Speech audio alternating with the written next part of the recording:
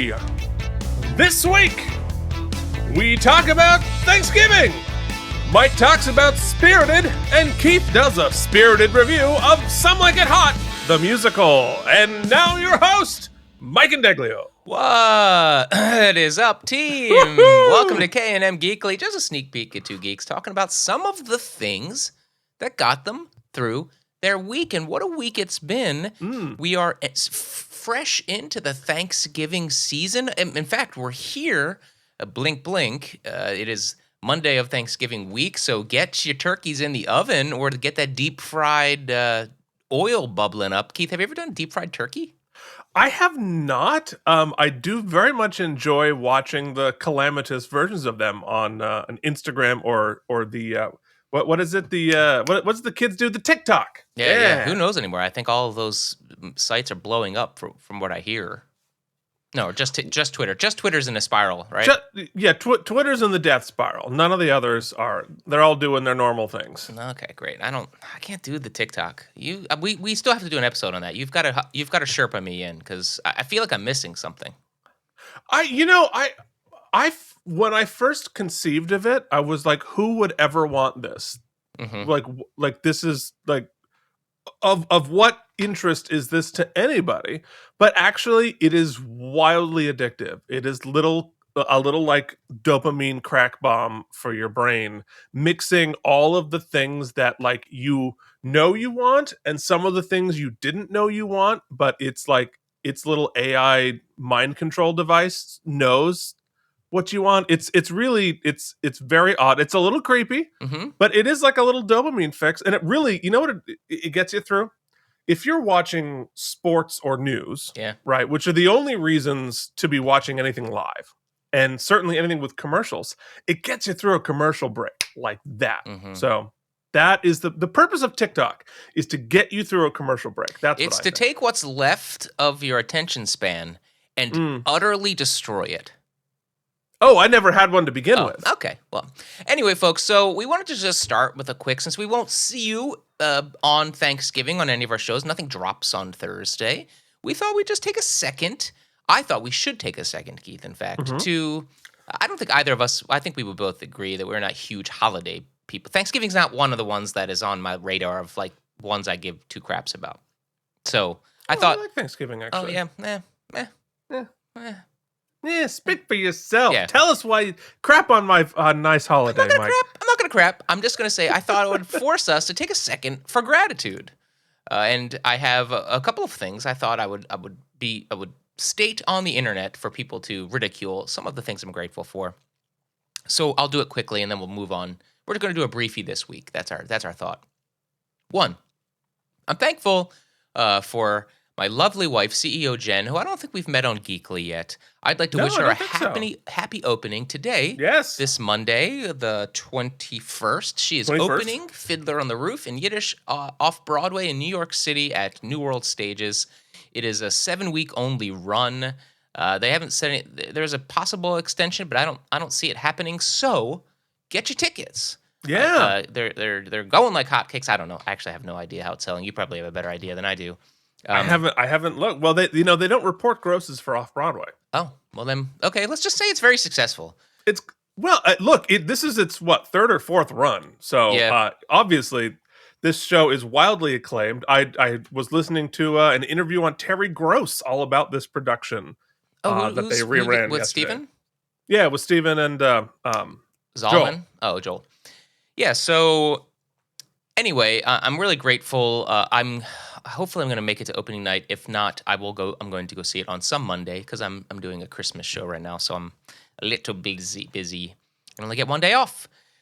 So I'm thankful for that. I'm also thankful for this time I've had living in Pennsylvania for the past 2 years to get a little bit closer with my family again. In the 20 years I lived in New York City, my family didn't get the opportunity, if I'm giving grace today, to make it into the city very often.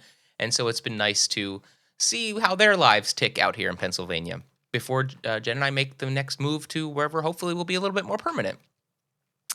And lastly, I'll say I have this past year, now Keith and I have been doing podcasts and shows on the internet for about 3 years now, I'd say. Right? Is that about right? At least, yeah. Yeah. And this past year has been a special one because this past year has seen a bit more of an influx of, what do they call it? People who watch the shows.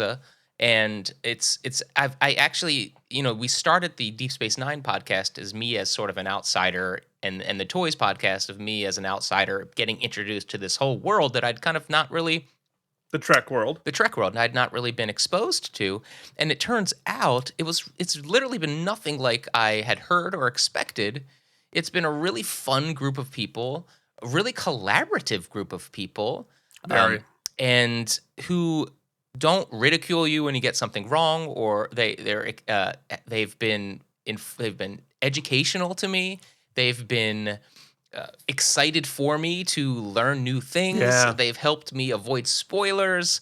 They've reached out and enjoyed our banter. And it's I didn't think when we started screaming into the void, I didn't think it would actually provide as much personal growth for me as it has. To just sort of let down some of my guard and to just be the sort of goofball I am. And it's really been such a treat. And it's been a churning machine of ideas. And even on a day like today where it's not jumping off the page like, oh, I got to talk about this. Just carving out a little time to hang out with you and to hang out with the people out there it really means a lot to me every week. And I look forward to it. And I don't quite know what I'd do without it. So I'm grateful. I'm feeling gratitude for it. I wanted to express that. And now, Keith, I'll pass things over to you. Yeah, So thank you. I mean, yeah, I certainly share all of that. I mean, I already knew that this community was awesome and like kind, smart, invested, interested, and interesting people. And so I'm grateful to get to know more and more people, and I continue to be stunned by the generosity of this community. And I knew this because Jillian did a show with Bob Picardo, who plays the Doctor on Voyager, did a musical like it's 10 years ago or whatever, and was just stunned by the Star Trek fans that showed up. It wasn't a Star Trek anything. It was a Gemini the musical, and but just like Bob's birthday was that weekend, and they all went out, and like just the groundswell of incredibly generous and invested fans who weren't crazy, right? Because you think like, oh my god, the Looney Tunes who show up at your show that's not related to the thing and come to your birthday, whatever.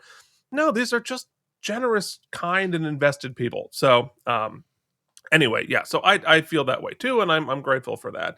The other thing I'm really grateful for right now, as I'm just thinking about as you were talking, I have not talked about it in any of the formats publicly because it's not really there yet. But like, I'm going through a transition period in my life, and one of the things that I've become really grateful for is my community. And the online community is a part of it, but I mean my family and my friends and extended family and family in-law and stuff. And through, as this transition goes through, I have been really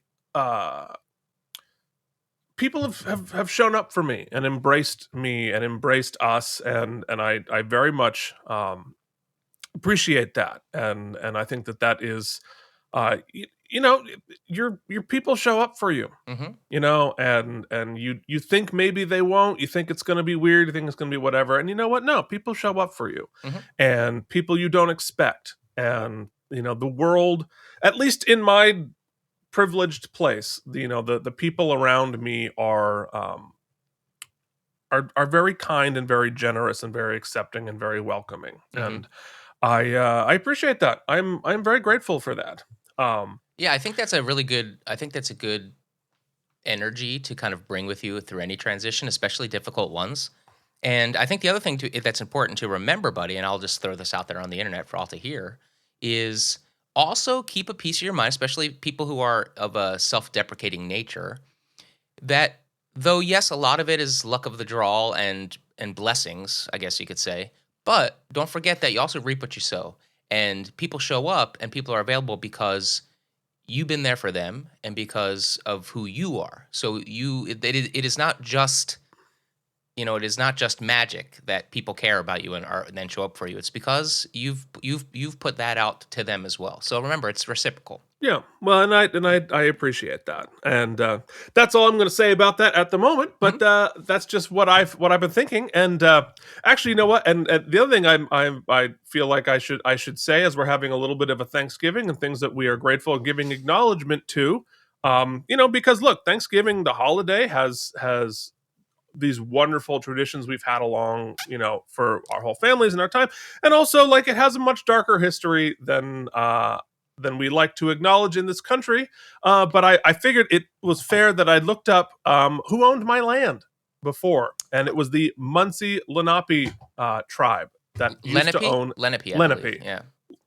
Lenape tribe that used to own my land. So I am grateful for that, and I feel like that deserves to be acknowledged. If you are watching today or listening in the future, pop down in the comments maybe one or two things you're feeling gratitude for. It doesn't have to be Thanksgiving. We're expressing gratitude. Yeah. So pop that in the comments. Like I said, we appreciate you. And no, specifically, Keith, we appreciate more than most. We appreciate everyone listening. But there are some who go above and beyond. And like a certain subset of people? Yeah, they express their gratitude. Special? They express their gratitude on a monthly basis as we deduct money from them. And those are our patrons over at patreon.com/K&M. And they are, in no particular order, Delusions at Noon, Jorge Navoa, at Grim Toys, Andrew Hayes, Jason Moe, Charles Babbage, CRN Productions, Cloud Lover 69, Worf's Boot Shivs, Casey Clark, Brian Kaufman, and, of course, always, Anne the Mysterious. We thank you, patrons. Join them, get bonus content, bonus shows, and us answering questions from the masses at patreon.com/K&M. That's Keith and Mike. Yes, indeed. Well done reading those out of order. Thank you. I think I kind of sort of just went backwards, but which is still in particular order, if you know. But you got everybody. That was very impressive. So, well done. So, we've expressed some gratitude. What else are we talking about today? Well, I just thought, since I've been very busy going to rehearsals and Jen popping in for a few hours here and there, she's been really. It turns out, Keith, when you're not living in New York and you're just working in New York, it can beat you down just the same as if when you were there. So she's been needing to kind of just commute back home to hang out for a few hours here and there. So we've been trying to get together for dates in between in Jersey, and it hasn't been working out. So she just comes home for like a day. So there hasn't been a ton of stuff other than just like watching TV. So there's a few things I thought we'd just go back and forth, talk about some of the things we've been getting throughout the week. Mine are all TV this week. I think you have something a little bit different. So let's start with you, because I think we don't often talk. Keith and I met doing a musical, and our lives have intersected many times doing theater and musicals, or readings of theaters and musicals, or going to see shows. And so, and we should talk more about it on the show, I think, because it's such a part of our lives. So let's start doing that today. Keith, you saw a Broadway musical. Actually, we saw a Broadway musical together. Maybe let's start there. We sure, yeah. We had the chance to see the Pulitzer Prize winning. And Tony winning. A Strange Loop on Broadway, which is, could you give a little biographical background on that off the top of your head? Yeah, it's written entirely by Michael R. Jackson, who is a writer sort of our age. He's it's funny, like the writers in community theater in theater, we sort of come up in generations. So like I've like casually known Michael, forever, because you bump into festivals and this, that, the other thing. Anyway, so it's his autobiographical musical that he wrote about his time in New York when he was 25 and a struggling writer, and he was an usher at the Lion King. And it's this incredible exploration of him, his identity, his time, New York, and it's a it's a groundbreaking musical. It obviously won the Pulitzer, won the Tony. I don't know people need to say any more about that. But it is it's a really fascinating piece. It doesn't have a story structure to it. It doesn't really have a beginning and middle and end, but it's not episodic. It's thematic. It's a lot about his family. It's a lot about being a writer, a lot of which I identified with. But it is, I think I would describe it as relentlessly inspirationally specific in a sense that it is about him and his specific life, his being being black and gay and young in New York City, and a unique shy person screaming out into the world trying to create something that felt true to him and being pulled in all these different directions. It's a really fascinating and it's edgy. Like it hits you kind of a piece. So I would say that in a world, in a media landscape, artistic landscape, if you will, that is right now very hyper focused on market researching and broadening your audience, perfectly curating the exact piece of media for a specific demographic that is most commercially viable. What if you took something that was completely not that and was, as Keith said, hyper specific about the very intimate experience of, I guess, what some would refer to as an outlier, right? An outlying community, a very specific sliver of a very specific community. Not to say he's the only person with this experience, but it's a very unique experience. Yeah. And through money and commercial backing to it, and said, "Here's all the money to blow this thing up to its into a big right. commercially targeted thing, and then give it all of the attention that it is kind of railing against." Well, there is a fair amount of condemnation of commercial Broadway in a commercial Broadway show. Yeah, and wealthy white people coming to see commercial Broadway, and for sure, and I don't think that is lost on him at all. And it is, of course not, fascinating for that reason alone. Now, I would say it's very difficult to explain what is happening. It's something that needs to be sort of seen and experienced to, and I don't even know if it wants your opinion. It is sort of just demanding you fucking sit there and recognize. Be seen. Yeah. And thus, Keith and I, it was funny, we had a really interesting conversation about it afterwards, whereas we've done our best to, I'm attempting not to really adjudicate it. Now, when you spend X amount of dollars to sit somewhere and watch something for 2 hours plus, you render an opinion whether you think that time was enjoyed versus whether you think it was worthwhile, and those can be mutually exclusive. I found the ideas just incredibly ponderous, and it forced me to look in the mirror about a couple of things. And I would recommend it's closing, I think, in January. Mm-hmm. So I'd recommend, if you get a chance to check it out, there are discounts available for most shows on Broadway right now. So if you can get to New York, you should go see some shows on Broadway. Yeah, definitely. If not, the soundtrack is a banger. There are some great tunes in there. So we recommend you check it out. It's just a staggering work of I think, authenticity, which is a word I'm going to use a lot this week, and courage. So check it out. A Strange Loop on Broadway. Keith, you had a chance to see something else on Broadway. I did. I went to go see still in preview, hasn't opened yet, but of Some Like It Hot, the musical, which it's so funny seeing those two shows back to back with such wildly different aspirations. And yet there's plenty of overlap there. It was actually kind of it was interesting, and Mike's gonna throw some pictures up from both of these shows as we're talking. Give him homework because we haven't done it yet. But yeah, so a good friend of mine and my boss at my regular job is the associate director, so I went to go see it, and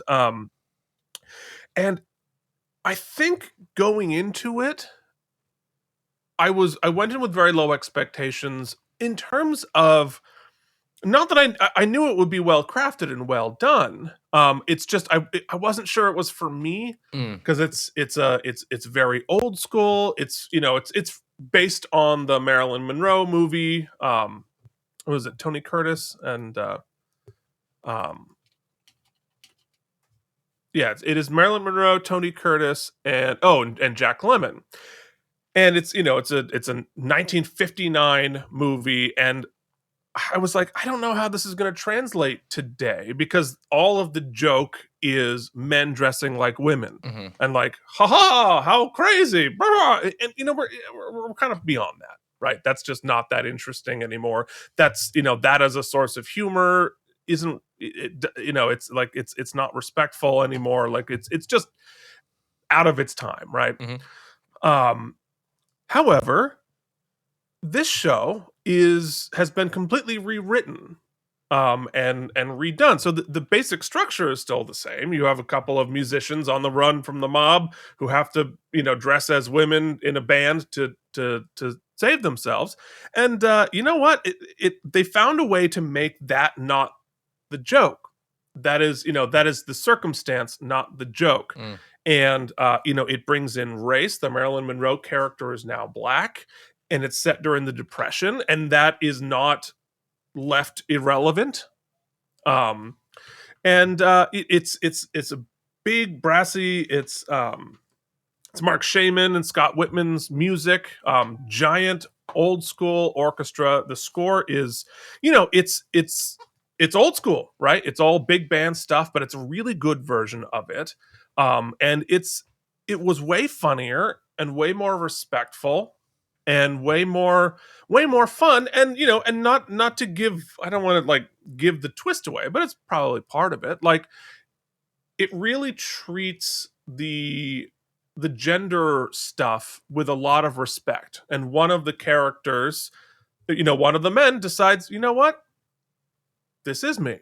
And which is very, very different. Oh, interesting. And yeah, no, for sure. And so I think the way I described it, it's an old school, door slammy, tap dancey, big brass, lots of dance, lots of fun, big brash old school musical that has been scrubbed of it has already been scrubbed of the casual racism and misogyny that shows of that era have.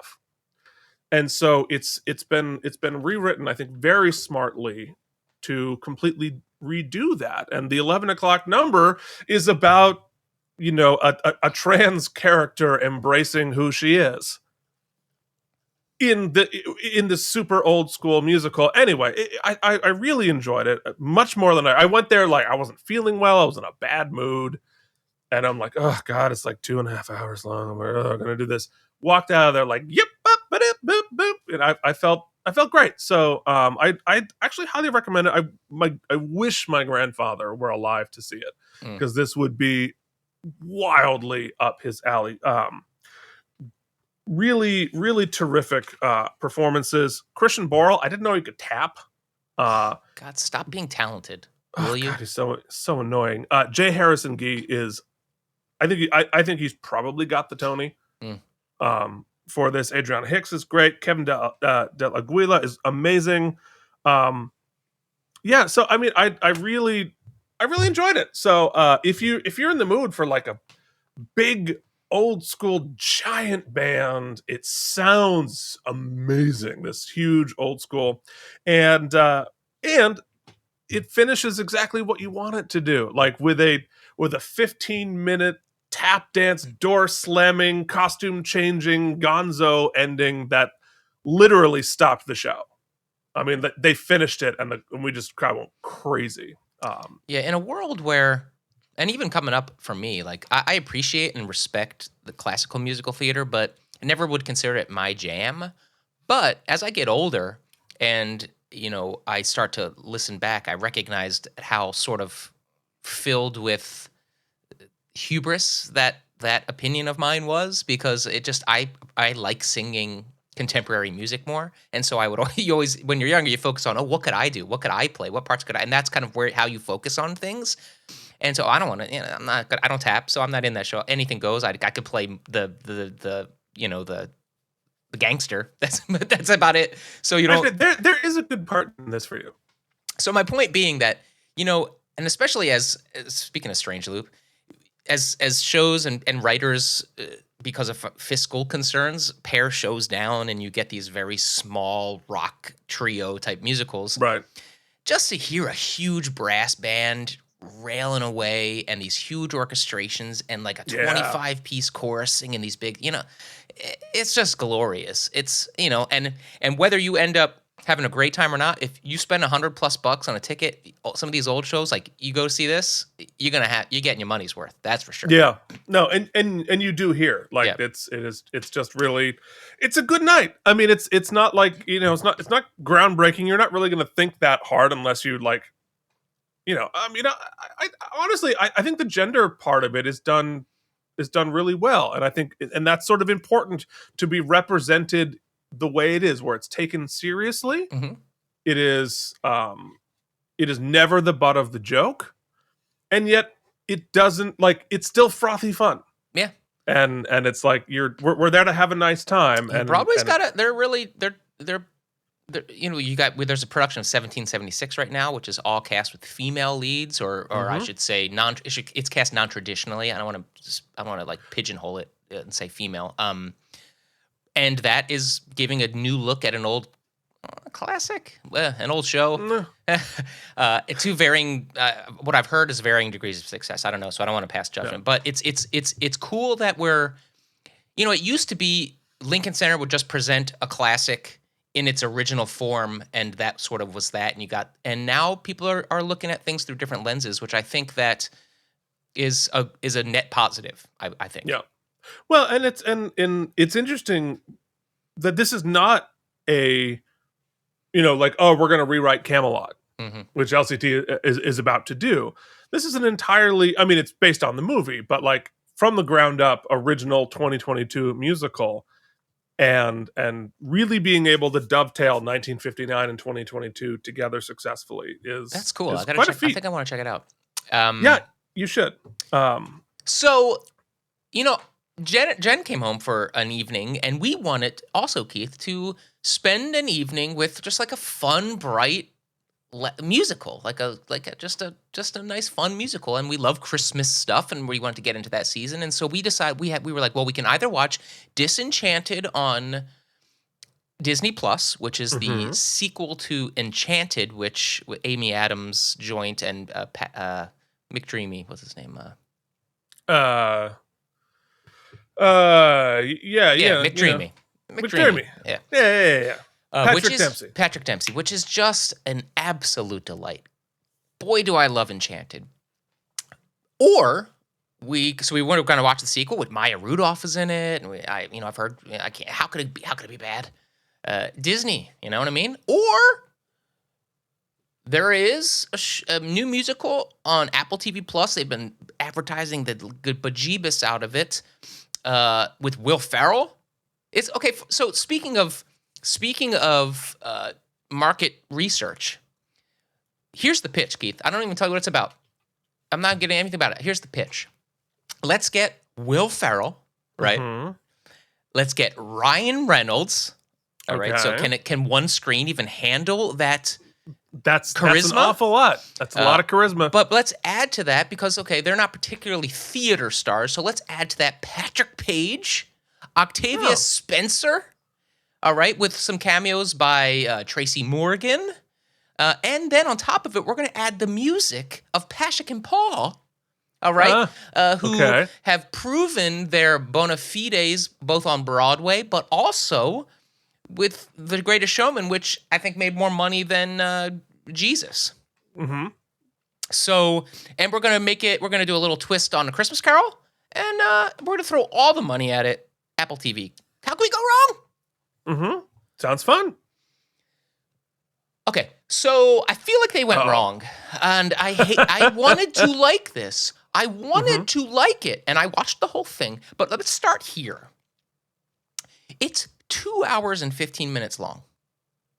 It is way too long for what it wants to be. Here's the biggest problem with this musical, with this movie, is I don't know who it's for. Everything I just described there, right? You'd be like, well, the kids are gonna love it. The kids love The Greatest Showman. It's Will Ferrell. He's got kind of, that a very family friendly. It's very family friendly build. Of course, then you start thinking about, well, Will Ferrell movies aren't always like, I wouldn't call them kid movies. Even Elf isn't particularly a kid's movie. And Ryan Reynolds in the Deadpool universe, his snark is sort of very specific. Right. And I would say that is, I think, the biggest marketing problem for this movie. They drop the F-bomb quite a bit. There is intense sexual innuendo and just like overt sex. It is not a kid's movie. And you would think it's a family holiday joint. It is completely how it is billed.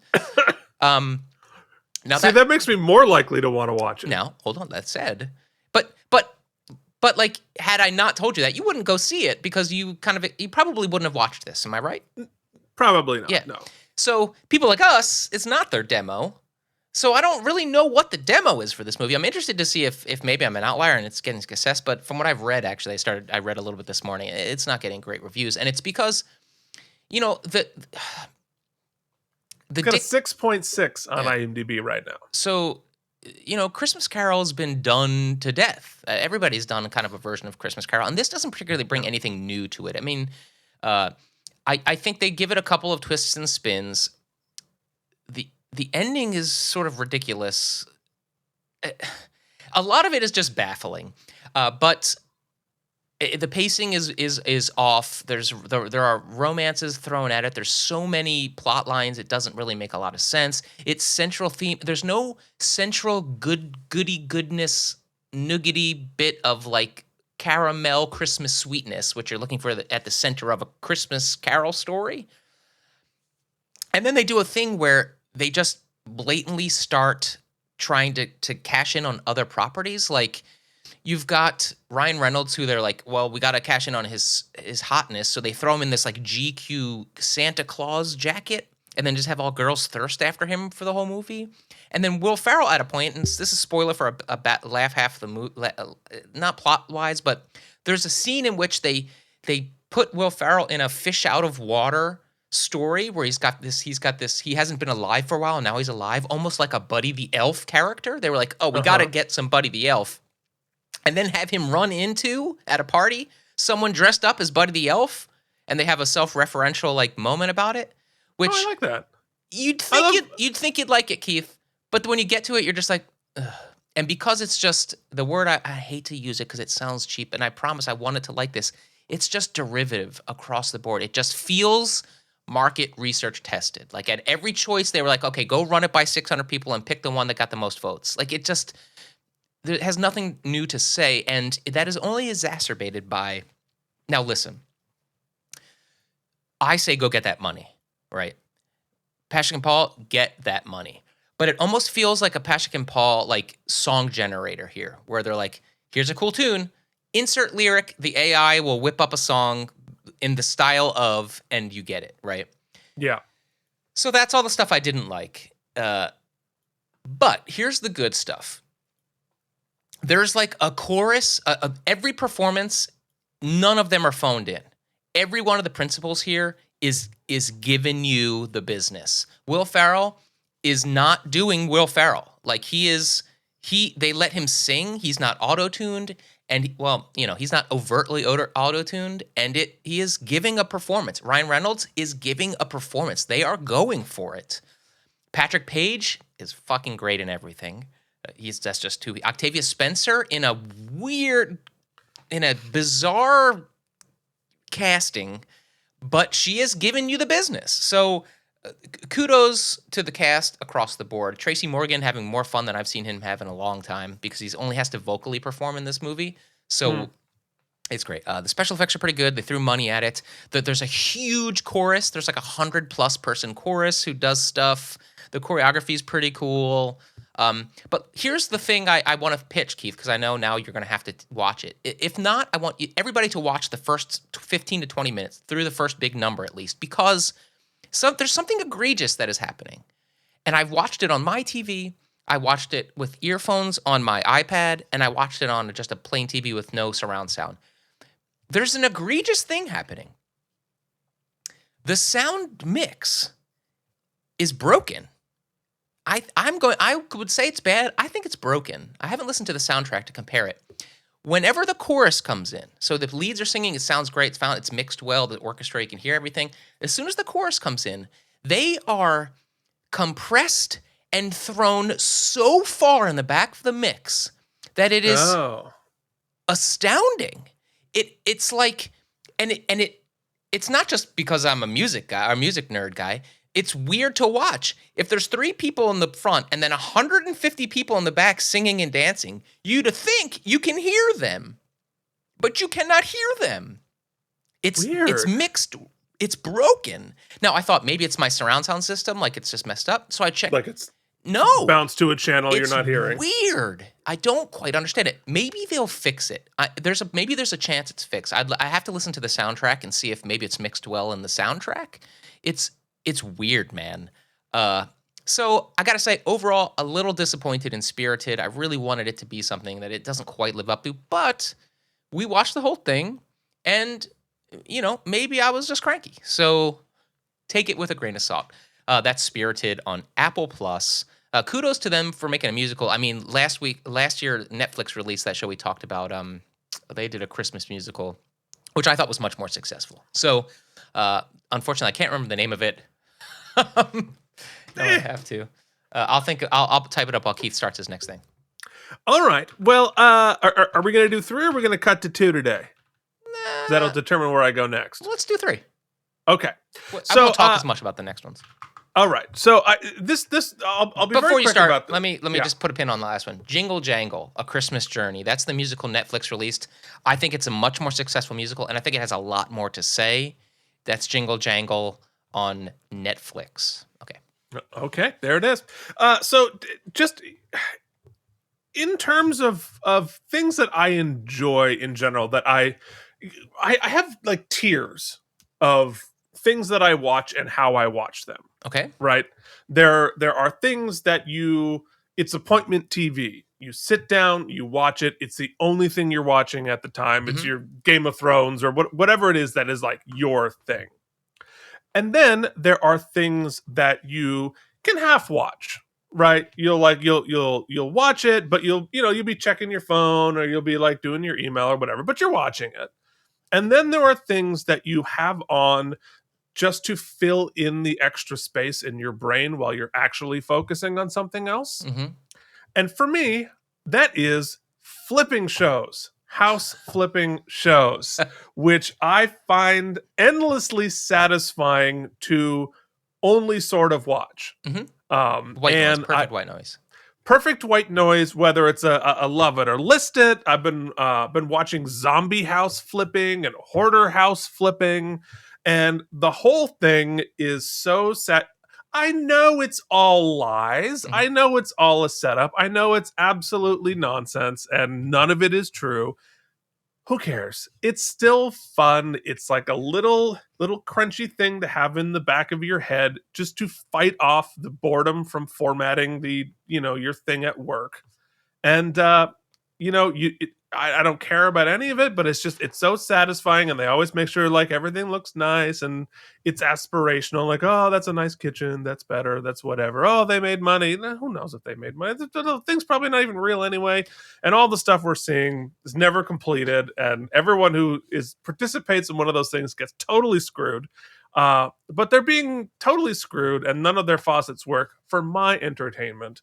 And I appreciate it and enjoy it.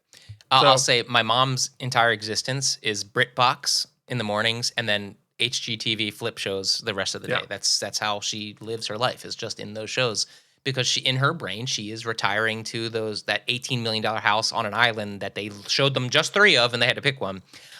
Keith, some years ago was cast to do an episode of Love It or List It as part of a couple with a woman who was not my we just were like a cast couple, because I don't think it's always actors they cast, but I think a good portion of the time they fill in the blanks if episodes aren't complete yet. So, and they fake the whole thing. I ended up not doing it because the buyout was so low that I ended up not even doing it. because I was like, yeah, I don't need the $250 or whatever it was. That's crazy. Yeah. So yes, but that said, it's the perfect white noise. I love it. It's great. Like I'm doing chores around the house, throw on just and let it run. I agree. Okay, so this is sort of a nexus point of some things we've been talking about today. I watched a documentary on Netflix. I'm a documentary guy. I love me some documentaries. And Keith and I talk a little bit about on the show, and we will talk more about our appreciation, respect for therapy, the therapeutic process, Yes. therapists and such. And so I checked this documentary out that I had heard some buzz about, but I was curious about, called Stutz. And it is, on the surface, a documentary about the therapist Phil Stutz. I've read some of his books. The Teachings is one, and I recommend them. And it's sort of his emotional tools to help you deal with grief, loss, anxiety, the general stuff. He's a patient of his, Jonah Hill. If you haven't heard, Jonah Hill sort of like soft retired from acting while he's getting some of his stuff together. His brother died, and he was going through a lot of stuff, and he had some issues with the media and the way they were treating and he couldn't get a handle on his self-image. I'm really simplifying some really intense ideas, but Jonah Hill kind of disappeared for a little while, and he's been getting help, and he's really developed. What is interesting about this is that it starts off ostensibly about him attempting to create a documentary to present the teachings of his therapist that he really believes in. And a good portion of the documentary does see that through. I think that if you're somebody who's been on the fence about therapy or think it's all whack jobs and don't think there's anything meaningful through that process, I think this does a pretty good job of presenting how it helped one person. But where I think it really succeeds most, which is something I was not expecting, and I think it's should look at it through the frame of many therapists believe that there should be a pretty wide emotional distance between the patient and the therapist, that they should not be emotionally tied in any way, that the therapist is an observer, at times a commenter, but more than anything, a mirror and a facilitator of a conversation that the patient is having with themselves, really, and their thoughts. This relationship is different than that. These two men have really developed a friendship through the process, and that comes through so authentically in this film. And you also get to know a lot of biographical information about the therapist. And so it is this incredibly unique relationship of friends who are also in this patient-doctor relationship, who are also actively trying to then make a movie together and present some teachings. But the best thing this movie does, whether you take ideas from it or not, is that it is, what the word I used, authentic. None of these two men, in my opinion, are bringing any facade to the table, and that is really hard to do and really hard to capture on film. And it is very powerful. To bring it to me, it's something I love in a lot of podcasts, and I hope that people find in a lot of our content, is that the show is about something, but at the end of the day, what you end up enjoying is sort of just the relationship between the two people presenting the content. And that is this movie in spades. I found it fascinating. I found it emotionally touching. I found it moving, and I found it interesting.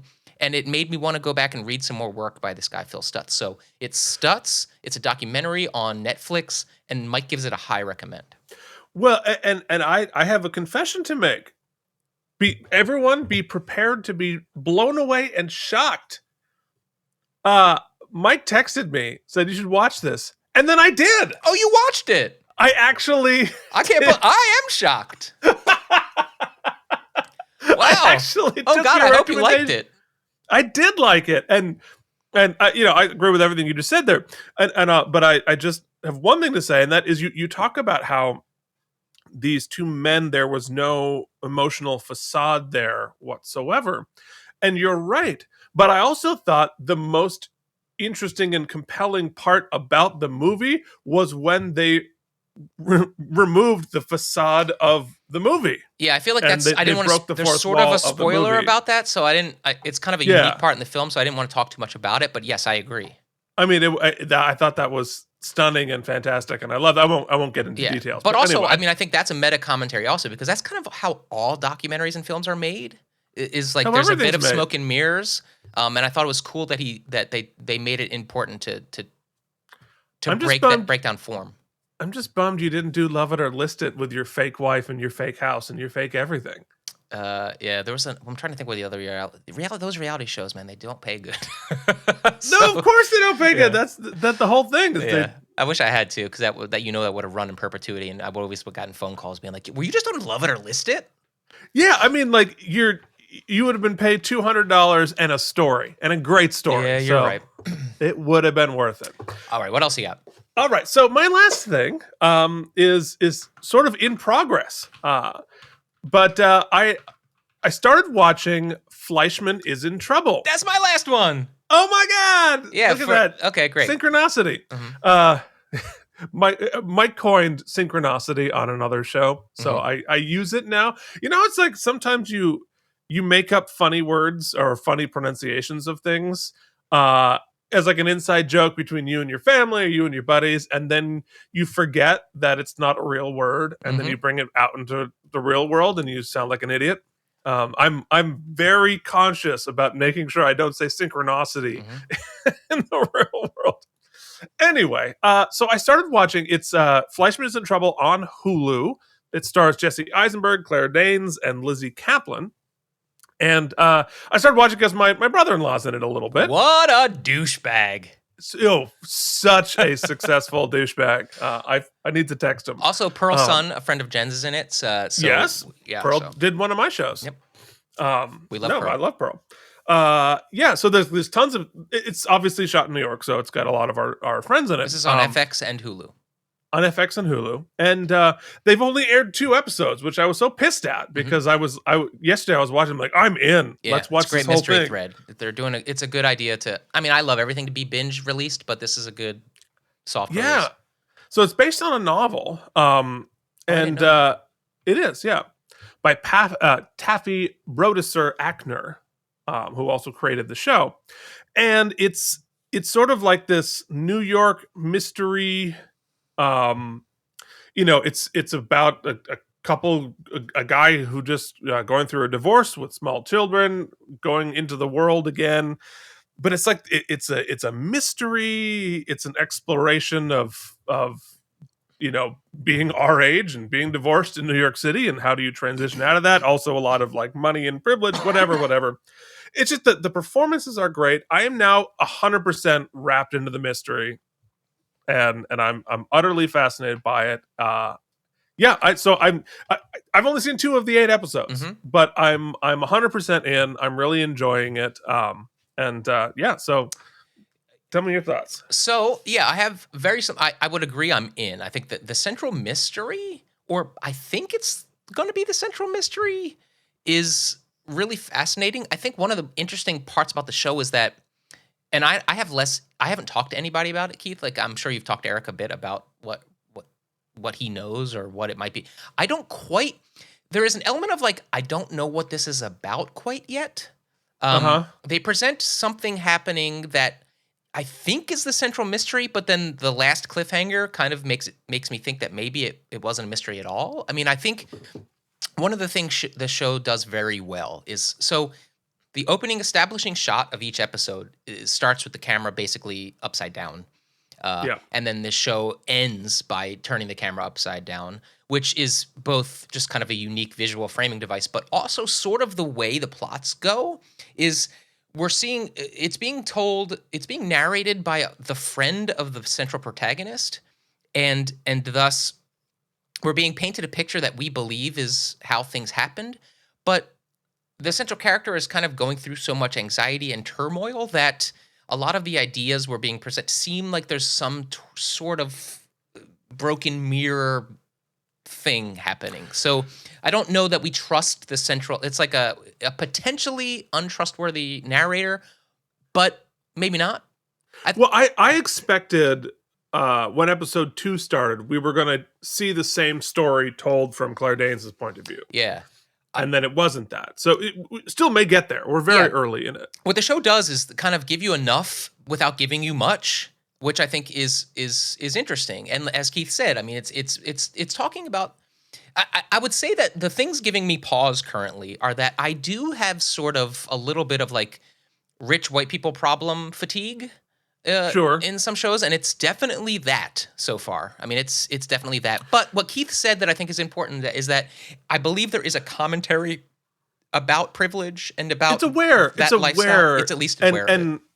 And I think the most redeeming thing about Jesse Eisenberg's character is how aware and uncomfortable he is with his privilege. Yes, because it does present him as someone who his privilege is a result of a profession that he actually is very dedicated to, and juxtaposed to his wife, who is more interested in the lifestyle and the lavishness that can be bestowed upon her. At this stage, it does seem like she's going to be a bigger part of the show, right? It really does, because Claire Danes' character has really only been seen sporadically and has been painted as this monster, and I feel like we're going to get more. I hope so. Of that. I mean, I do miss Claire. I was a huge Homeland stan, so I'm so glad to have Claire Danes back in my life.